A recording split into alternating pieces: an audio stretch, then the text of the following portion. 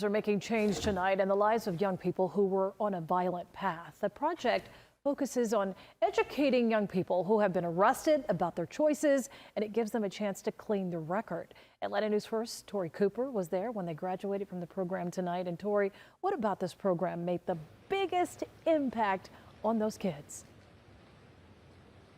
Mentors, and more mentors, Sean. That's what the people I spoke to tonight say gave them that new perspective that they needed to be able to move forward and become more successful. Someone that had a similar story to them, a similar background, upbringing, and something in their life that they were able to be successful, something that they could aspire to be like. Tonight, the people I spoke to were between the ages of 17 and 22, and they tell me that without Project Pinnacle, they would likely be behind bars tonight or have a non-violent felony charge on their record as well. I had a firearm at school when I was still in high school. Neiman Bruno knows what it's like to make a bad decision. Being young and dumb. He was facing a nonviolent felony charge for making the choice to bring a gun to school.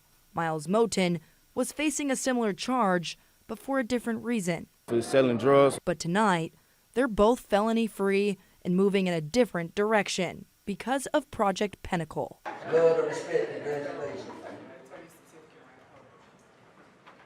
It's a one-year mandatory in-court program for nonviolent offenders under the age of 25. It discourages young people from committing further offenses, teaches life skills, legal rights and responsibilities education, emotional intelligence, critical decision-making, community service, therapy, and guidance from mentors. It's so easy to get into a lot of trouble, so having something positive to do and getting around the right people that can teach me stuff that I've never been taught by nobody else. They have done their public service right here in this community. Chief Judge of the DeKalb County Superior Court, Aja Jackson, created the program 11 years ago because she saw too many young men and women scheduled to appear in court, but still without a life skill. And if they leave the criminal justice system with no real skills, they will reoffend. But the men and women who graduated today say they know why they won't reoffend.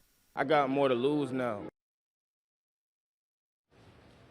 Now, many of the graduates told me they are so excited because many of them are also involved in a culinary school right now, and they're learning a new trade.